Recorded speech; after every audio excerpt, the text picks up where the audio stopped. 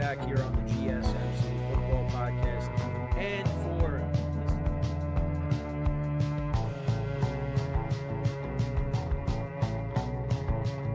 keep yourself in the loop of everything football on the Golden State Media Concepts Football Podcast. The latest news on and off the field, be it college football, Big Ten, SEC, Big 12, Pac-12, ACC to the NFL. We've got you covered.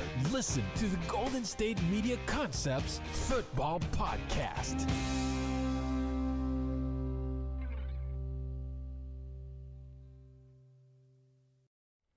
And welcome everybody to another edition of the GSMC Football Podcast, brought to you by the GSMC Sports Network. As always, I'm your host, Kenneth Grunfelder, and it's great to have you guys here on this Thursday, September 19th. We have a lot to cover on the show today. Before I get into that, just want to remind you guys, as always, to tip or donate and get your comments recognized. Make sure to go to the $ icon in the chat. This will help create a super chat. Any thoughts or comments you may want to see be put out on the live broadcast that I acknowledge. And it just makes the show more lively, more entertaining between myself, the host, and you guys, the viewers. We appreciate your guys' viewership each and every day as we put out content for you guys each and every day. So any contribution you can make to the show means the world to us. And also, the other way to help out the show is by going to the link at the bottom of the show segment on the ticker, gsmcpodcast.net. So let's get into what we are going to discuss for today. So we're going to start off the show. We are going to preview tonight's game between the Jets and the Patriots. That kicks off Week 3 in the NFL. Then in the second part of the show, we will get into talking about Jordan Love returning to practice. We'll also talk about the Packers' win over the Colts with Malik Willis as the starting quarterback. So I'll get into all that after the start of the show here with the preview for tonight's game. Then we'll get into talking about the Steelers and their win over the Broncos. It seems like Justin Fields is going to start once again for them. The Steelers will be playing against the Chargers in their home opener, so we'll get into that. We'll talk about the Giants-Commanders game, the Commanders winning that game 21-18. And then in the final part of the show, I'll talk about all the 2-0 teams and just give you my thoughts on them, the surprises from that group and things like that. So let's get into the first topic, which is talking about tonight's game between the Jets and the Patriots. So both teams are coming off of, the Patriots are coming off of a loss, but they were competitive in that game. It was an overtime game, loss to the Seahawks. And for the Jets, they picked up their first win of the season, taking down the Titans in that game. I think the score was 27-20. But yeah, so coming into this game, where these two teams are at right now, I'm still 24-17. That's my bad on the Jets-Titans game. But coming into this game, I'm still worried about the Jets defense. It still didn't look great against the Titans. And on top of that now, Jermaine Johnson, one of their edge rushers, he's out for the year with the torn Achilles.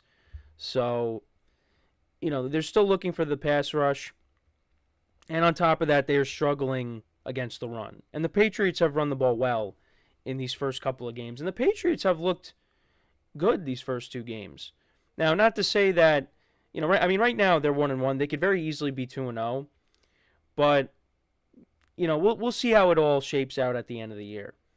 But yeah, they have run the ball very well these first two games. Last week against the Seahawks, they ran the ball for almost 200 yards, 185 yards in total.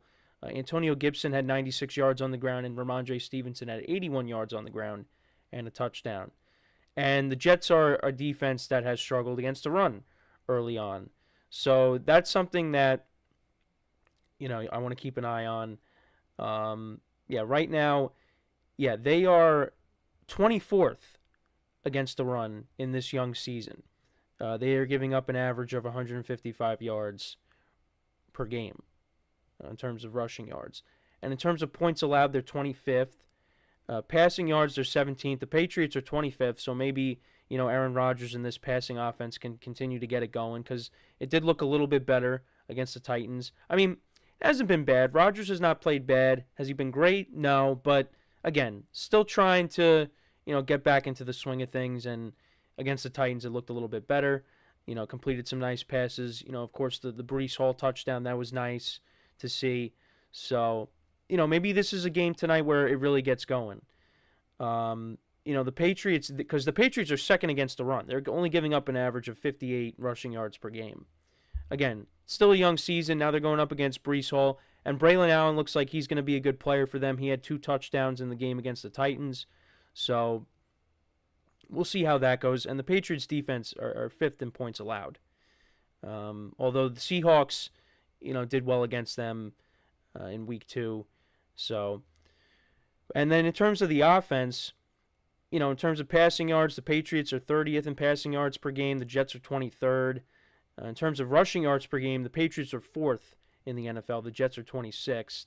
The Patriots are averaging 177.5 rushing yards per game. And then in terms of points per game, the Jets are 14th and the Patriots are 20th. So, yeah, for me, the Jets are favored by 6.5. I would take the points. I would definitely take the points in this game. I think this is going to be a very competitive game. But I do like the Jets to win. It's also their home opener. And that crowd is going to be going nuts. And it's going to be the do-over from last year, because, last year you had Aaron Rodgers coming out with the American flag on 9/11, and then everything went downhill after that. So this is the do-over here for the Jets home opener, and it's against a team that has tormented the Jets over the years. And I included the graphic from a couple of years ago when it was 3-3 for most of the game, and then the Patriots ran back a punt return with less than 20 seconds left in the game, and or around 20 seconds left in the game, and the Patriots won that game 10-3. So, we'll see how it goes. Like I said, I expect Rodgers to continue to play well. He hasn't looked bad these first couple games. It's been nice to see him back out there, and some of the throws that he's made in these first 2 games, it shows that he's still got it. It might not be the Aaron Rodgers from 10 years ago, but he's still got it. And he's only going to get better. And also, my friend sent us a graphic, whether it was yesterday or 2 days ago, but it basically showed, like, it had the quarterbacks on like a line graph, and it was like, going from least pressured to most pressured. And yeah, so 2024 QB from clean pockets through week 2. And Aaron Rodgers is way out by himself. And then you got Baker Mayfield and Kirk Cousins a little bit behind him. But Aaron Rodgers has been getting protection, which is huge. Because that was one of my concerns going into last year. And, of course, what ended up happening, he ended up getting hurt. And, this offseason, the Jets really went out and tried to patch up this offensive line. And through these 2 games, it has paid off. Rodgers has been getting good protection, and that's what you need. Now, my concern is more so with the defense at this point, because this was supposed to be the strength of the team. And now it seems like Rodgers has to play hero ball. And, he's 40 years old. He needs a defense to back him up. So this defense has to get it going. But this is going to be a tough game. This is going to be a tough game. But I think the Jets are going to win, but it'll be close. I'm going to say the final score is Jets 23, Patriots 17. I'm going to say that's going to be the score. I've kind of been close with the scores, but that might be a little high, but I think we'll go with that. We're going to say 23-17, Jets get the win, and they improve to 2-1 on the season. But the Patriots, they are well coached. That defense is still good. And, Jacoby Brissett's a veteran. And, he hasn't been bad. He's done what he's supposed to do. The running game, that's really been the key for the Patriots so far, is their running game. That's what this offense has been run through these first 2 games. And they're going up against a defense that has struggled against the run. So that's really the thing you want to keep an eye on tonight is the Jets' run defense against this Patriots rushing attack. If the Jets are able to contain the run and make Jacoby Brissett throw the ball more, then they'll be in good shape. But, if you're letting Ramondre Stevenson and Antonio Gibson have their way with this defense, it's going to be a long night for the Jets. So, and the Jets are still not quite there yet with this team. Because I feel like once we get towards the middle of the season and Aaron Rodgers has really, gotten that rust out and the defense has figured it out, this can be a very good team. And you got the Patriots this week, which is not going to be an easy game, but it's not like, it's not like you're going up against an opponent like the 49ers in week 1. Then you got the Broncos the following week. These are important games to, get this team in a rhythm. Have the defense work things out. Get themselves, back to what they were last year. Even though they're missing pieces from last year. And like I said, Aaron Rodgers continues to dust that rust off. Because at some point, he's going to have a game where he throws for over 300 yards. That is going to happen. So, yeah, it should be an interesting game tonight. Like I said, I'm going to say the Jets win, Patriots cover. But, who knows? It's going to be a very competitive game. And I'm looking forward to it. So, yeah, let me know what you guys think, though, about this game. How do you see it playing out? Really, the biggest thing is, can the Jets defense, stop the run? Because these first 2 games, they have not done that. And the Patriots are a very good running team. So this could be a problem for the Jets defense tonight. So we're going to take our first break of the show. And then when we come back, we will talk about the Packers game on Sunday. They defeated the Colts 16-10 with Malik Willis as the starting quarterback. But we'll also talk about Jordan Love returning to practice, what his status is. Could he possibly play on Sunday against the Tennessee Titans? We will discuss all of that when we come back from our first break of the show. So, with that being said, stick around, and we'll be right back here on the GSMC Football Podcast.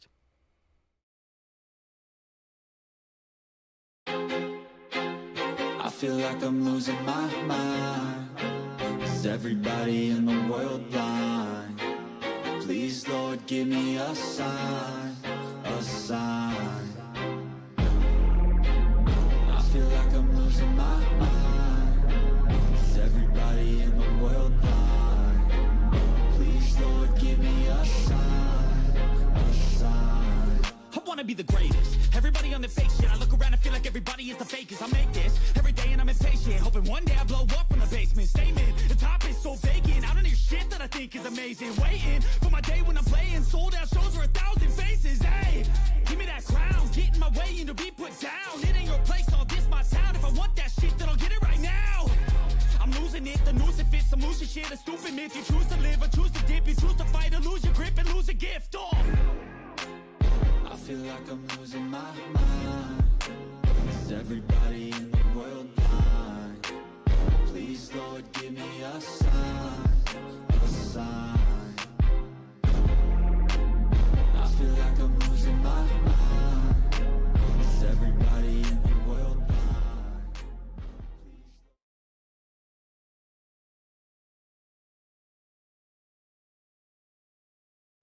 All right, and we are back here on the GSMC Football Podcast. And for the second part of the show, we are now going to get into talking about the Packers, a couple things with them. Jordan Love returning to practice, as well as talking about the Packers' 16-10 victory over the Colts. So, Jordan Love, as of an hour ago, is in consideration for Week 3. He was a limited participant in Wednesday's practice, and he could have a chance to play against the Titans on Sunday, and this is according to Adam Schefter of ESPN.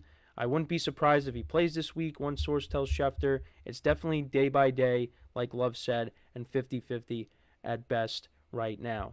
So, would I be surprised if he plays? No, but maybe the better thing is to maybe have him sit another week and then have him come back.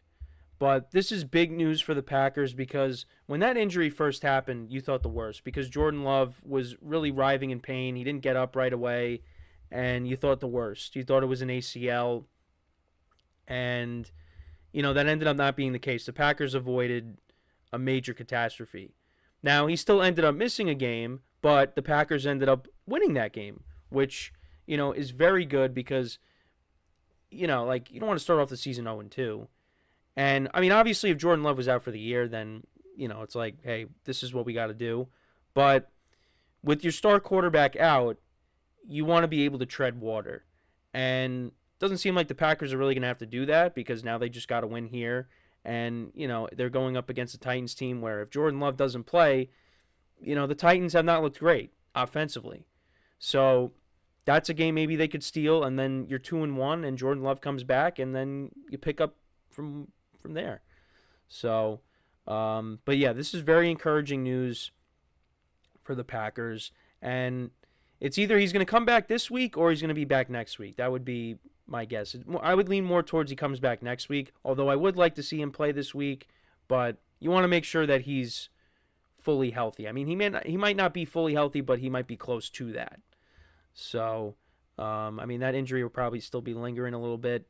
But maybe you want to wait another week and then bring him back, which I think the Packers play the Vikings the following week, so that's going to be a very interesting game if Love comes back. Yeah, so they'll be playing, and that'll be at home. Yeah, you look at the Packers' schedule. They just beat the Colts. Then they have the Titans, who haven't looked great offensively. Then you got the Vikings at home, but the Vikings are not going to be an easy out. They've been a surprise so far. Then they got the Rams, who have just been ravaged by injury, so they should be able to win that game. You got the Cardinals and the Texans at home. Those are going to be two tough games. So, but the good thing for the Packers is they are at home. So, but good news on that front. But I wanted to get into talking about the Packers-Colts game. That's one of the few games we really didn't get a chance to talk about. But the Packers really had a good game plan going into this game. They ran the ball 53 times in total. And they ran the ball for 261 rushing yards. Josh Jacobs had 151 yards on the ground. Malik Willis had 41 yards on the ground. Jaden Reed had 37 yards. Marshawn Lloyd, who I think was placed on IR. So, behind Josh Jacobs, the running back situation is thin, the depth chart. Emmanuel Wilson had 9, and Bo Melton had 8. Their leading receiver was Romeo Doubs. He had 3 receptions for 62 yards, no touchdowns. Dontavian Wicks had a touchdown in this game. This was actually Malik Willis' first passing touchdown. Wicks had 3 receptions for 26 yards. And the score, Tucker Kraft, 2 for 16. Jaden Reed, definitely different from week 1 when he had 3 touchdowns. Only 2 receptions for 9 yards. Luke Musgrave had 1 for 6. And Marshawn Lloyd had 1 for 3. Jacobs actually fumbled at the goal line, so he's still looking for his first Packers touchdown. But other than that, he had a very good game. The Packers had 3 interceptions in this game. Xavier McKinney had 1, Evan Williams had 1, and also Eric Wilson had 1 as well. They only had 1 sack in this game, and it was by Devontae Wyatt. And then as for the Colts, Anthony Richardson was not good in this game. He went 17 of 34, 240 yards, 1 touchdown, 3 interceptions. Now, one of them came at the end of the game when he was trying to throw up a Hail Mary, so you kind of throw that one away, but still, he threw 3 interceptions. Jonathan Taylor only had 12 carries in this game for 103 yards. You'd like to see him get the ball more, but that wasn't the case. The Colts were down most of this game, but the game was never really out of reach. They were only down 10-0 at the half, and then the Packers only kicked 2 field goals in the second half. So, they had an opportunity to, still come back, but, they didn't really lean on that running game as much as you would have liked to have seen. Alec Pierce was their leading receiver, 5 receptions for 56 yards and a touchdown. Jonathan Taylor had 2 receptions for 32 yards. Adonai Mitchell had 1 for 30. Mo Cox had 1 for 22. Michael Pittman's gotten off to a slow start. In total, he's got 7 receptions for 52 yards so far. So you'd also like to see him get the ball a little bit more, but not a good game for the Colts. Not a good game for the Colts. So Laiatu Latu, their first-round draft choice, was the guy that recovered the Jacobs fumble. Anthony Richardson fumbled twice in this game, but didn't lose him. Same thing with Jonathan Taylor. He fumbled once. No sacks in this game from the Colts defense. And DeForest Buckner got hurt in this game, so we'll keep an eye on what his status is for the game on Sunday when they take on the Bears, an offensive line that's not great. So, yeah, the Colts defense has been disappointing so far in these 2 games. That was a defense that people looked at as being underrated. I mean, they did only give up 16 points, but no sacks in the game. But yeah, credit to the Packers. You know, they really had a game plan and they stuck to it. You know, they ran the ball and, you know, it worked. You know, Josh Jacobs had a good game. They really leaned upon him. He's dealing with a little bit of a back issue right now, but it doesn't seem like it's too big of a concern. But once they get Jordan Love back, I mean, we saw it a little bit in the game in Brazil, but it was still a messy game. I mean, this team is going to be very good this year. They're well coached. I give Matt LaFleur a lot of credit. You know, I've been critical of him in years past, and I've mentioned this on the show before, but he's a good head coach. He is a good head coach. And, you know, if they got to go one more week without Jordan Love, so be it. I mean, if they're 1-2, it's not a big deal. But, I mean, 2-1, you would love that, having Jordan Love step back in if this team, you know, has a winning record. But, you know, 1-2 is not the worst thing in the world. And the Packers, look at how they struggled in the middle of the season last year, and they rattled off a bunch of wins and got into the playoffs. So, you know, even if Jordan Love missed an extended period of time, you know, and if the Packers somehow found their way to, you know, like 4-6, you know, they could still make a run. But Jordan Love is going to be back sooner than that, and, you know, at worst they could be 1-2, or maybe he does play on Sunday. We'll have to see. But credit to Malik Willis. You know, the Titans, they, you know, got rid of him. The Packers, they took him in as a backup quarterback because that was, you know, something that they needed to address before the season started. And, you know, when he came in on that Hail Mary, he got sacked. And, you know, many people were like, oh, he's getting the start on Sunday. You know, the Packers got no chance. They're not going to win. Because, you know, the games that he started for the Titans, he wasn't very good. But, you know, now he goes into a situation in Green Bay, different system, and he did what he was supposed to do. And, you know, the Packers were comfortable that whole game. They had the lead. So he really wasn't asked to do much. You know, they really put an emphasis on running the football, that was a great game plan. You know, and on that Dontavian Wicks touchdown, I mean, he really threaded the needle because that could have been intercepted. But, you know, congratulations to him. I think that was his first actual win, if I'm not mistaken. I know that was his first touchdown pass when he connected with Wicks early on in the game. So, yeah, congratulations to Malik Willis on getting the win. And, yeah, I mean, he didn't look bad. I mean, but he wasn't asked to do much. So, but that just goes to show you, you know, the Packers are going to be a good team this year. And even without Jordan Love, at least for the moment, they were able to win a football game, you know, despite not really throwing it that much. You know, they ran the ball over 50 times. So, and the defense, you know, played better than, you know, last week against the Eagles, or now 2 weeks ago almost. But as for the Colts, yeah, that wasn't great. That was not great. You know, and I think this is kind of what we're going to see out of Anthony Richardson. You know, one game he's going to look great like he did against the Texans, and then against the Packers, you know, looks pretty pedestrian, especially with the 3 interceptions. And, you know, he's lucky that he recovered those 2 fumbles. So, but he's going to get better as the year goes on. But you'd like to see them run the ball more with Jonathan Taylor, you know, maybe get Michael Pittman more involved in the offense. So, but we got to keep an eye on the status of DeForest Buckner because that's a big player on that defensive line. So, but yeah, that's my thoughts on the Packers. Let me know what you guys think. Do you think Jordan Love will play on Sunday, or do you think that they should wait another week. I would probably lean towards that, but again, I would love to see Jordan Love, no pun intended. I would love to see him play this week. But you got to make sure he's, close to 100%. And I think another week would be better for them. So before we go to break, I just want to remind you guys once again to tip or donate and get your comments recognized. Make sure to go to the $ icon in the chat.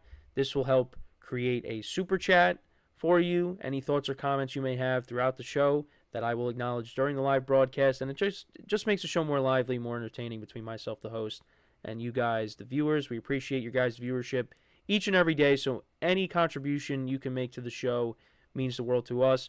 Also, the other way to help out the show is by going to the link at the bottom of the show segment on the ticker, gsmcpodcast.net. So, when we come back from our second break of the show, we will get into talking about the Pittsburgh Steelers and their win against the Denver Broncos, another low-scoring game. And I did bet the under in that game. Now, my parlay did not hit because the Ravens lost to the Raiders. But another low-scoring game. Steelers got the win. And it seems like Justin Fields is going to once again be the starting quarterback for the Steelers. So we'll get into all that when we come back from our second break of the show. So with that being said, stick around, and we'll be right back here on the GSMC Football Podcast.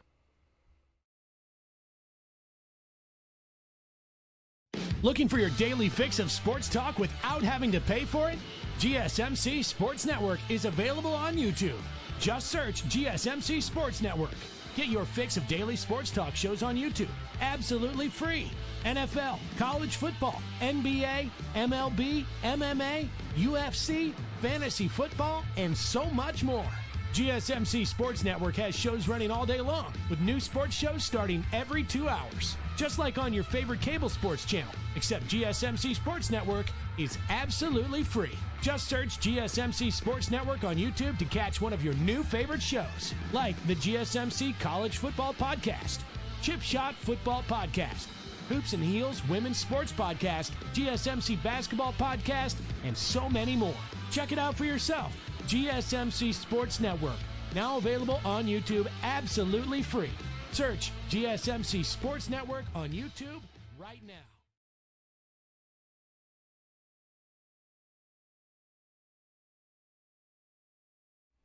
All right, and we are back here on the GSMC Football Podcast, and for the third part of the show, we are now going to get into talking about the Steelers' 13-6 victory over the Denver Broncos, and it looks like Justin Fields is once again going to be the starter. So let's get into the game summary for that game. I mean, wasn't a lot of scoring, 13-6. Broncos had nope, that's the next segment. Spoiled you guys there. Well, I mean, you knew that was what the next segment was going to be, but that's, going to be one of the graphics that I use. But 13-6, not a lot of scoring. Broncos had an opportunity to score. They hit on a nice pass play by Bo Nix. They were set up. They were going to score a touchdown, or they were looking to score a touchdown, and then Bo Nix threw a red zone interception. So let's kind of go through it. So both teams exchanged punts to start off the game.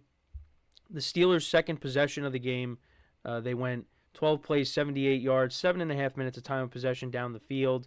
Justin Fields connected with Darnell Washington, the number 2 tight end, and the Steelers went up 7-0, and that was the Steelers' first touchdown of the season, because if you remember last week, Chris Boswell kicked 6 field goals. Now, in the next segment, we will talk about a team that kicked 7 field goals and won. So, yeah, they went up 7-0. The Broncos punted again. Steelers punted in the second quarter. The Broncos turned it over on downs. They went for it on 4th and 7 from the Steelers' 39-yard line. And then the Steelers cashed in right before the half, and Chris Boswell kicked a 22-yard field goal to make it 10-0 Steelers. Then both teams exchanged punts in the third quarter, and this is what I was talking about. Actually, no. This was a direct snap to... never mind. It was a direct snap to Javonte Williams. Then it was kind of a trick play. tossed it back to Bo Nix, and he tossed it downfield for 49 yards to Josh Reynolds.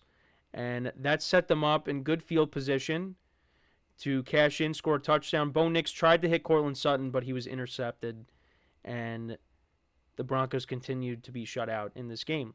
Then the Steelers, they kicked a field goal on their drive after the interception. A 53-yard field goal by Chris Boswell. He has been off to a great start for the Steelers. Both teams exchanged punts once again. Broncos then put together a drive that led to a field goal, and this was a 35-yard field goal by Will Lutz that made it 13-3. Again, more punting in the game, a lot of punts in the game. And then the Broncos went 9 plays, 69 yards, almost 3 minutes of time of possession down the field. Will Lutz kicked a 29-yard field goal to make it 13-6. And then Bo Nix threw another pick. It was a Hail Mary intercepted by KZ, and that was the end of the game. Steelers win 13-6. Justin Fields went 13 of 20 for 117 yards, 1 touchdown, no interceptions, was sacked a couple times. The Steelers ran the ball for 141 yards in total. Najee Harris had 69 yards on the ground. Jaylen Warren had 42. Fields had 27. Pat Freiermuth was the leading receiver, 39 yards receiving. George Pickens had 29 yards receiving. Warren had 19. Van Jefferson, 14. Fields did fumble in this game, but he was able to recover it. And the Steelers only had 2 sacks in this game. 1 sack for T.J. Watt, and the other was Alex Highsmith. And then as for the Broncos, Bo Nix went 20 of 35 for 46 yards, no touchdowns, 2 interceptions. They didn't run the ball that well. 64 yards on the ground. Josh Reynolds was their leading receiver. He had 93 yards receiving. And then as for the Broncos defense, a couple of sacks in the game. One by Zach Allen, and the other one was by Jonah Ellis. Ellis. Yeah, Jordan Ellis.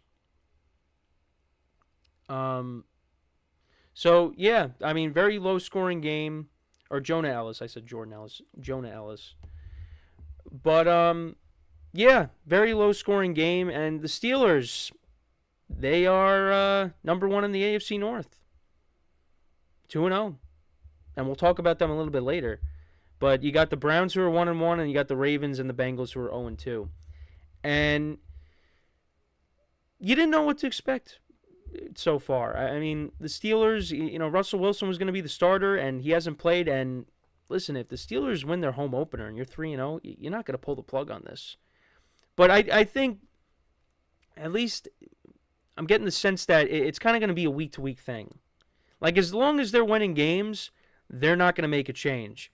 But, if there's a game where Justin Fields is turning the ball over constantly and, things are not going well on offense, then they're going to make the switch to Russell Wilson, which originally was going to be the plan when Russell Wilson was the starter. If Russell Wilson wasn't playing well, they were going to go to Justin Fields. But Fields has done what he's supposed to do, hasn't put up great stats.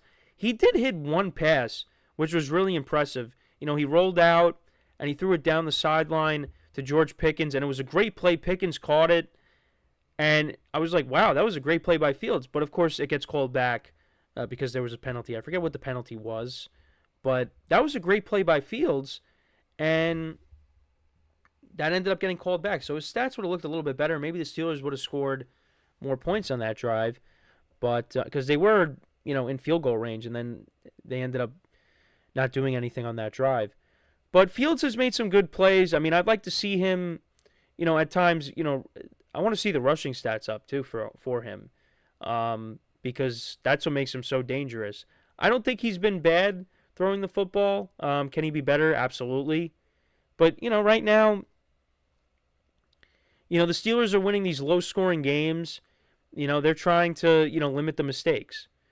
And, the Broncos had some opportunities that they missed on. I mean, they, had a great opportunity to score a touchdown, but Bo Nix ended up throwing an interception. So far, I think he has 4 interceptions so far this year, so he hasn't been great. But the Broncos also don't have a lot of talent around him. And, you figure once you maybe surround him with more talent that he'll be better. But but it's it's too soon to tell. This is just his second NFL game. But look, what did I say before the season started? The Steelers are really going to have to stack up wins early on in the season because towards the second half of the year, that schedule is brutal. And how the season has gone so far, it might not be as brutal as we first looked at it because they do play the Eagles late in the year, and the way the Eagles have looked so far these first couple of games, I'm not really that impressed. They got the Chiefs, but they got them at home. The Ravens and the Bengals are both 0-2, and the Browns, I don't trust the Browns offensively. So, I don't think the Steelers, first of all, even if these teams were all playing well right now, and they had the records that I thought they would have as we go into week 3, even if they were playing really good football by the time we get to these games, I don't think the Steelers are going to lose out. The Steelers are going to find a way to win at least, a couple of these games later in the year. So, we got to see how it goes. But right now, it's important for them to stack up these wins, when your schedule is soft. They got the Giants, they got the Commanders, on the schedule. Listen, they got the Chargers at home. And look, the Chargers, they're 2-0, but I think the Steelers can win that game. I think that right now that game is a toss-up. But the Chargers, they have done a really good job at running the football. Justin Herbert hasn't been, putting up monster stats because he hasn't had to, because the running game has been great with J.K. Dobbins. Right now, he's the NFL's leading rusher. And the Chargers have been playing good defense. This is going to be the best opponent they've played so far, I would say. I mean, the Falcons, they looked like a disaster in week 1. Week 2, Kirk Cousins got better as the game went along. He's been getting great protection so far. Another quarterback that's had a clean pocket so far. But the Chargers are going to be a test because that running game could be a problem. And, T.J. Watt is going to be lining up, against one of the tackles. And if it's Joe, it's going to be Joe Alt. And Joe Alt did very well against Max Crosby. That was a great pick for the Chargers. Because you got Joe Alt on one side and you got Rashawn Slater on another. And that's really, the running game has benefited from that. Because J.K. Dobbins has been running the football well. And Herbert hasn't been asked to do a ton. So this is going to be an interesting game coming up for the Steelers. Again, it's their home opener. It will be a tough game. So we'll see how it goes. We'll see how Fields performs on the field on Sunday. But Steelers are 2-0. Right now they're in first place. So you got to give them credit. I said 9-8. 7 more games they need to win to get to that. But they're off to a good start, even though the offense hasn't looked great. But let me know what you guys think about this game. What were some of your takeaways from it? The Broncos, they will be going up against the Tampa Bay Buccaneers, or as I like to say, Tampa Bake. So they are gonna. That's gonna be a tough game for them, and they are gonna be looking at 0-3, in my opinion, because I think the Bucs will win that game. But yeah, let me know what you guys think about this game. I mean, like I said, I picked the under, and that hit with no problem.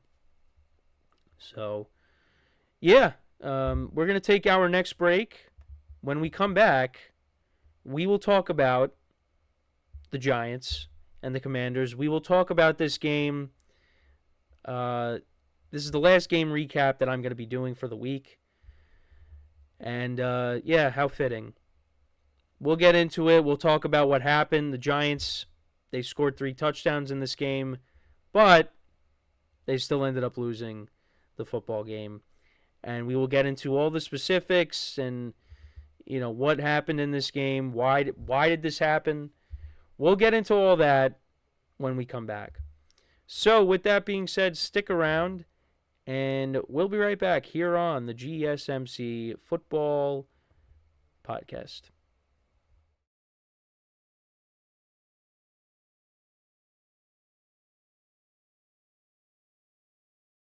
For the best and latest podcasts available anywhere, go to the podcast app on your cell phone and type in GSMC to access free content-rich podcasts on health and wellness, book reviews, sports, entertainment, relationships, social media, movies, technology, finance, and even weird news. Subscribe and download the GSMC Podcast Network's family of shows, available everywhere podcasts are found.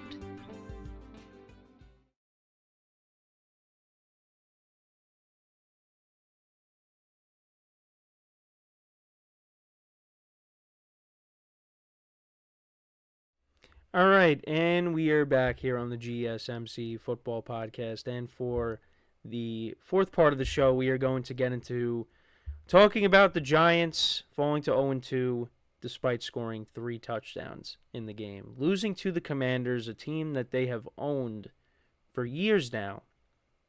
They lose 21-18. Now, the reason for that, one of the main reasons for that, so I want to take you back to the opening kickoff. So I got the game on. I'm watching it in here. And Austin Eckler takes it to the house for a touchdown. And I was laughing. I was like, wow, this is unbelievable. This is just hilarious. And what ends up happening is that gets called back because I get a legal block in the back, I think, because there's always a flag on a kickoff or a punt. How many times do you see that?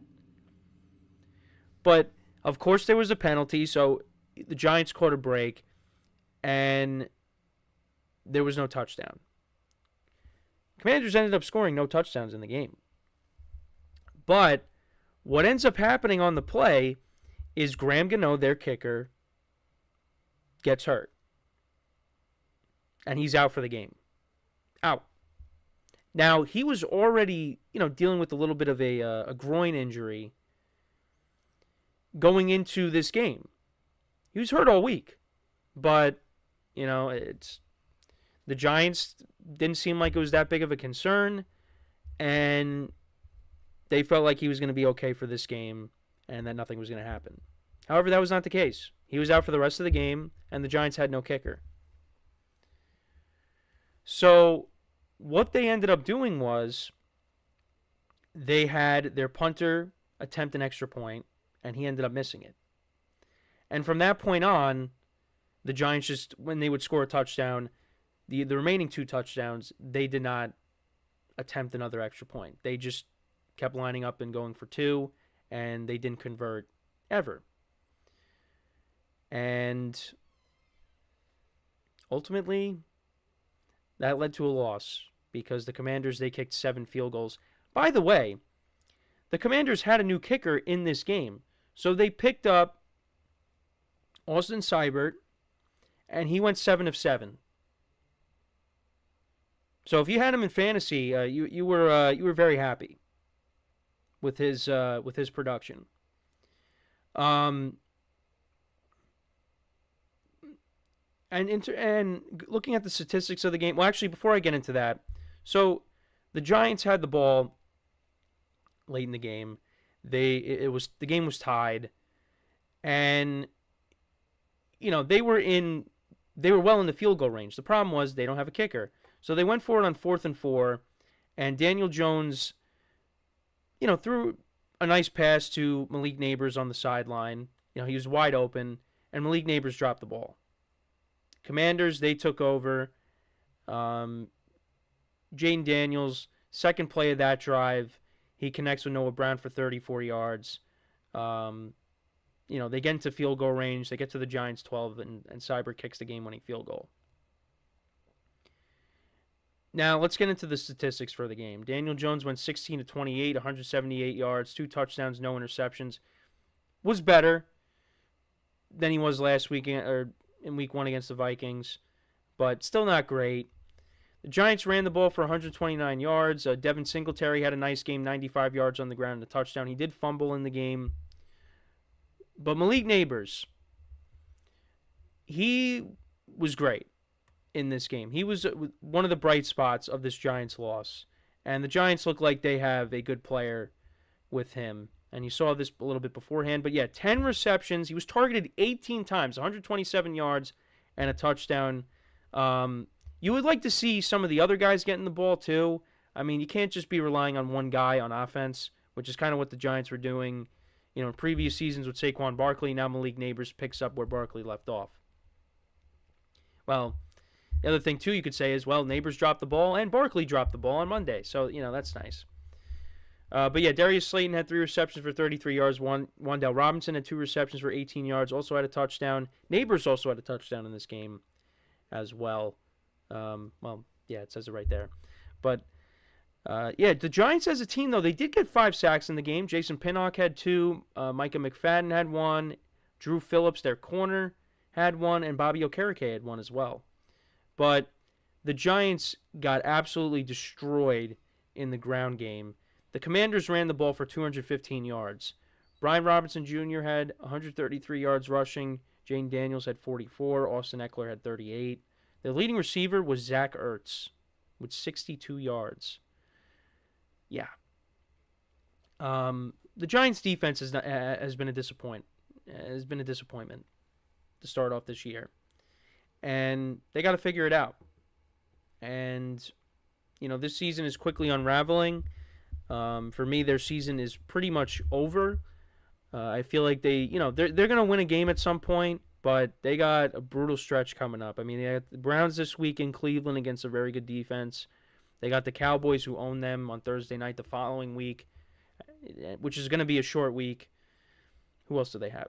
They're in Seattle, home against the Bengals, home against the Eagles, at the Steelers. And, when I used to do my radio show at school, my friend and I would do a goof segment.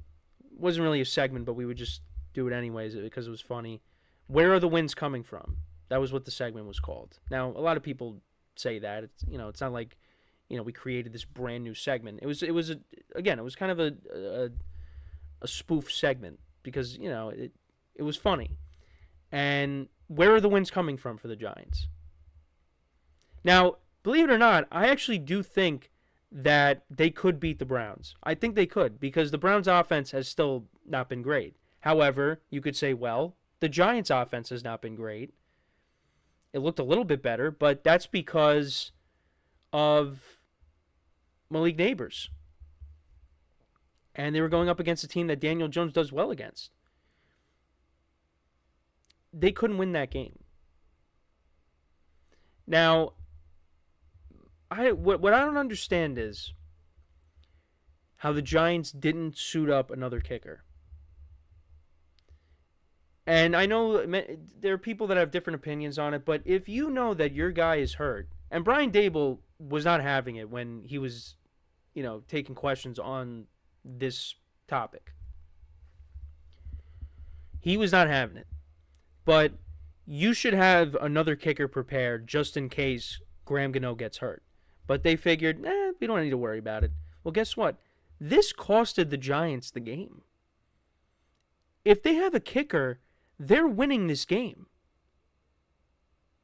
But they didn't. And because of that, they are now 0-2. Now, could the offense have been better? Could Daniel Jones have had better stats? I mean, again, only passed for 158 yards. Not great. But he's not the reason they lost. And Malik Neighbors was really beating himself up over the drop. Not his fault either that they lost. You know what? If the Giants had a kicker, they would have kicked the field goal. And then, you know what? Yeah, the game probably would have been tied anyways because the Giants' defense can't stop anything. But you at least have a kicker. And you wouldn't have put Malik Neighbors in that situation to drop the pass. But you know what? This is kind of what happened in 2021. You lose an ugly game in week 1, and then you look like you're going to win a game in week 2 against the Commanders, because that's the last time. No, it's not. Well, that's the last time the Commanders beat the Giants in Washington. Because the Giants then played them the last game of the regular season in 2021, and that was when Jake Fromm started. Joe Judge did the back-to-back. QB sneaks on their own 4, which made no sense. But it was the same thing. The Commanders kicked the game-winning field goal, although it was a little bit different because the Commanders initially missed the field goal, and the Giants won, but Dexter Lawrence was offsides, and they got to kick again, and they ended up winning. This one, the Giants scored 3 touchdowns, and the Commanders scored 7 field goals, and they win. And it's funny how you always say you got to score 7. You don't want to be kicking field goals. Well, that's all the Commanders did. The Giants, all they did was score touchdowns, and all the Commanders did was kick field goals, and the Commanders won. And the Giants became the first team in NFL history to score 3+ touchdowns, allow no touchdowns, and lose. So it's amazing. They continue to find ways to lose games, just when you think you've seen it all. And look, when Daniel Jones loses to a team that he always beats, that's when you know, yeah, this season is really going nowhere. And, I mean, I guess I really drank the Hard Knocks Kool-Aid. Like, I was like, you know what? They're not going to be a total embarrassment this year. They're going to be a competitive team. They're going to lose some tough games. They're going to finish with a losing record. I mean, it's not like I had them making the playoffs. I still had them, with a losing record, but I gave them 7 wins. 7 wins right now looks impossible. And it's not like the Commanders look great. I think Jane Daniels, he looks like he's going to be a good player for them, but they don't look great. Their defense is bad. But the Giants still couldn't beat him. So, where is this season going to go? Now you're going up against a Browns team where, yes, they've struggled offensively, but you're going up against a good defense. And, the Giants' defense hasn't looked great. Giants' defense does not look great. They did get to the quarterback this game, but they still gave up a ton of yards. You look at the box score, the Commanders had 425 yards of total offense. Giants had 304. They had 69 plays to the Giants' 51. Yeah, it's not looking good. And, you already got people saying, Shane Bowen's defense, people are talking about, why did they get rid of Wink Martindale? That's another Brian Daboll question, It's been disappointing. Malik Neighbors has not been. Singletary's had a better game. I know he fumbled, but, at least he got it going a little bit. This is a must-win for the Giants on Sunday if they're going to want to try to, salvage this season. Because if you go to 0-3, I mean, then it's going to continue to spiral out of control. And you really think about Brian Daboll and his job security. Like, if this season goes really bad and off the rails, what's going to happen? So, because the Giants have a lot more issues than just the quarterback. And he wasn't the reason they lost. But yeah, that's basically it. The Commanders, they pick up a win, and they take on the Bengals on Monday night. One of the 2 games. So, yeah, they're 1-1. They're you got every team in the NFC East at 1-1 except for the Giants, who are 0-2. So, all right, we are going to take our final break of the show, and then when we come back, we will talk about all the 2-0 teams. And, just talk about some surprises from the group. I'll give you some of my takes on those teams when we come back from our final break of the show. So with that being said, stick around, and we'll be right back here on the GSMC Football Podcast.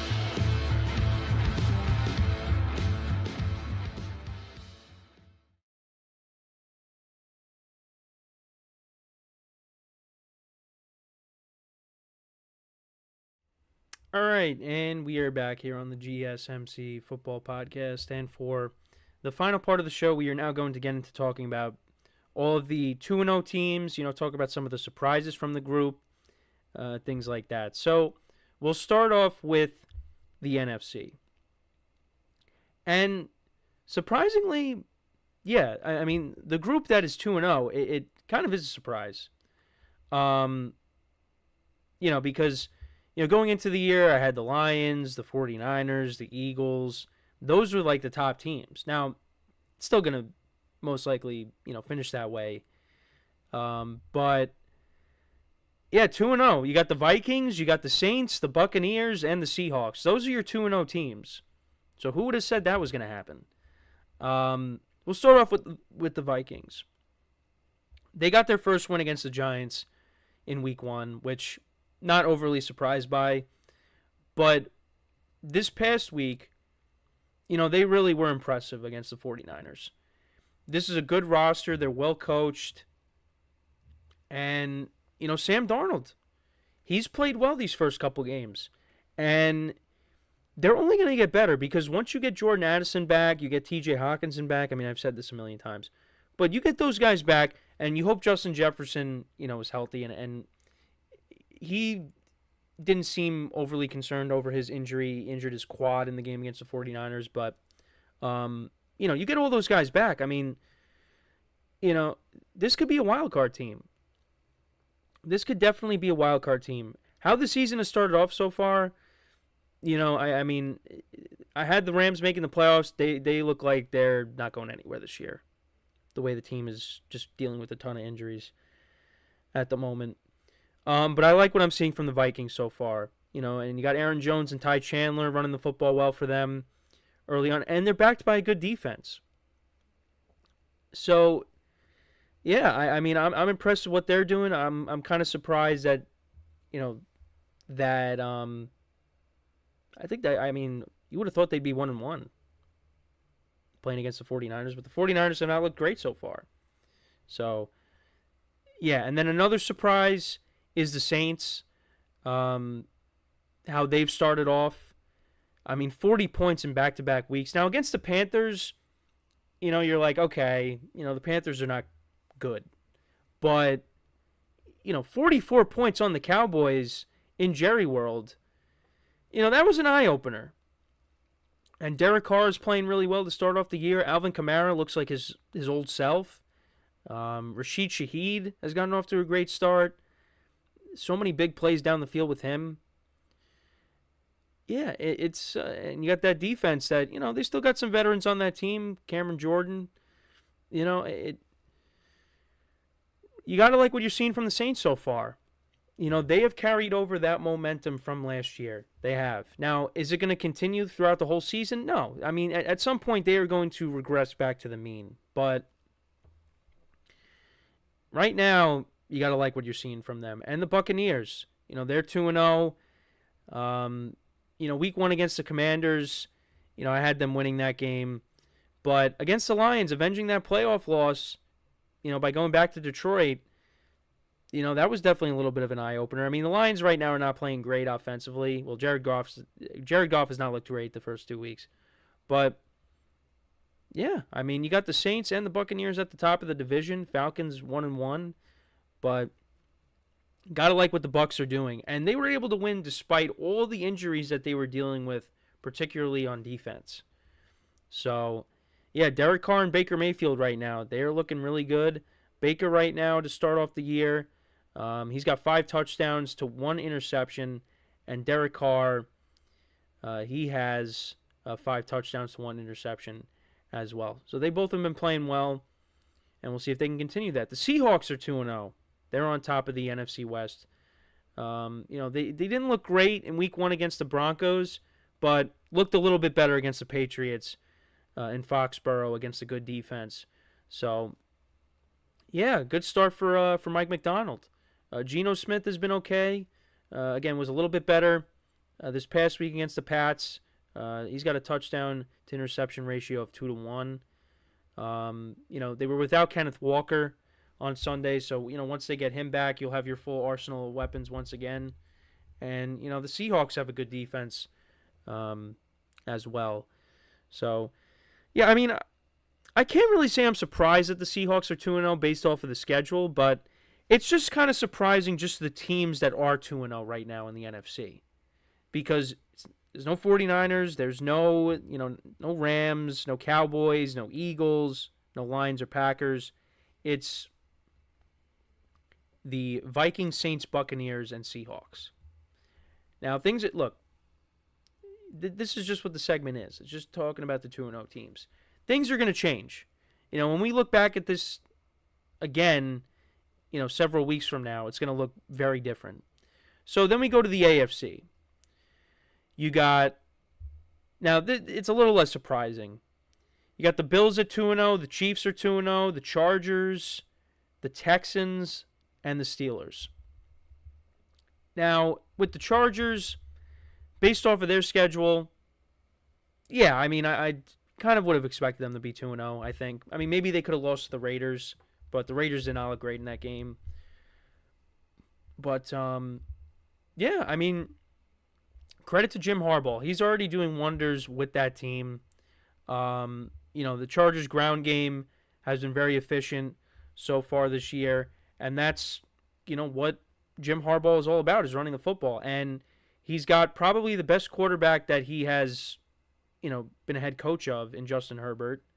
So, yeah, I mean, you got to like what they're doing so far. Actually, what is their rushing stats? So they are actually, so they're second in rushing yards per game. They are averaging 197.5 rushing yards per game.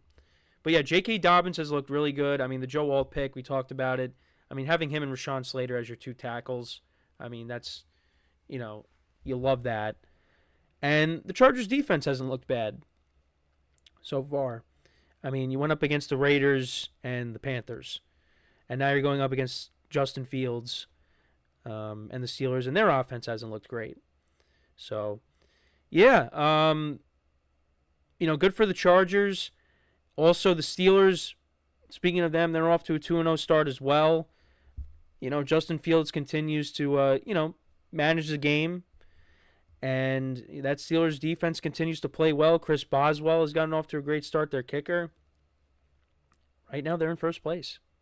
So, one of these 2-0 teams will not be 2-0. They will not be undefeated unless they tie. They will be playing on Sunday, so I'm looking forward to that game. And then the other teams that are 2-0, not really surprised, the Bills, the Chiefs, and the Texans. The Bills have looked really good so far offensively and defensively. Before Tua got hurt, they forced him into 3 interceptions. So, and Josh Allen has looked good to start off the year. James Cook as well. This could finally be the James Cook year. We saw it a little bit towards the end of last season. Now that 3-touchdown game against the Dolphins, that's got to get Bills fans and fantasy owners very excited. The kind of game that he had. The Texans, they look really good. Interesting game coming up on Sunday in Minnesota. Texans will be going to take on the Vikings. So one of those two teams will not be undefeated by the end of that game. I have no idea who to pick in that game. I really don't. That game is a toss-up for me. Right now I'm leaning towards the Texans, but I don't feel great about it. I really don't, because the Vikings are playing really good. And then, of course, you got the Kansas City Chiefs, who are 2-0. Now, many people are going to say, well, they should be 1-1. Many people could say, well, they could be 0-2. Because, if Isaiah Likely, keeps his, if Isaiah Likely stays in bounds and they go for 2 and they get it, Chiefs lose that game. And if, that pass interference call doesn't happen, Chiefs lose that game and they're 0-2. But they're not. They're not. That's why it's if. They are 2-0, whether you like it or not. Have they looked great? First week, they looked good offensively. Then, this past week, Mahomes still, the interceptions, with him at times are a problem. Now, one of them, I can't really fault him because the defensive back of the Bengals made an unreal catch, an OBJ-like catch. So I can't really, fault Mahomes for that. But, now, with the Chiefs, we got to see what this running game is like, because Isaiah Pacheco is going to be out for a while. Carson Steele looks like he's going to get, the work as the number one back. And he impressed in the preseason. And you also got Samaje Perine there. You brought him in to be that third down back. We'll see if Clyde Edwards-Helaire is brought back in the fold at some point. Because he's on the non-football injury illness list. Because he's been dealing with, I believe, some off-the-field stuff. So hopefully, things are better on that front. So we'll see if he's eventually brought back in. They did bring in Kareem Hunt, the former Chiefs running back. That's kind of what the Chiefs' ground game is going to be. And Travis Kelce's gotten off to a slow start, but, I'm not really concerned about that. I think he's going to get it going. He's getting older, but, it's he's going to be fine. He's going to be fine. But those are all the 2-0 teams. Let me know what you guys think, though.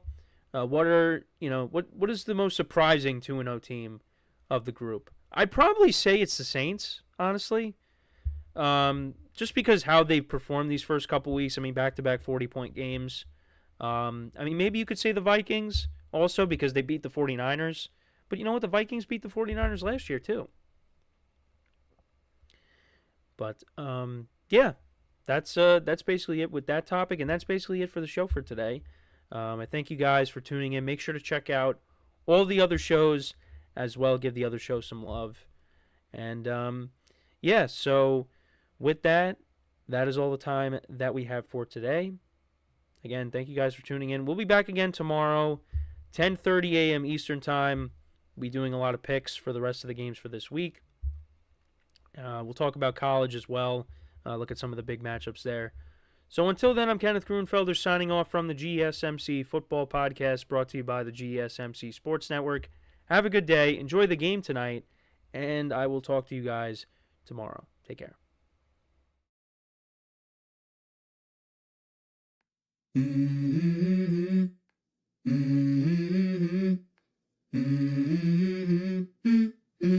Let's go.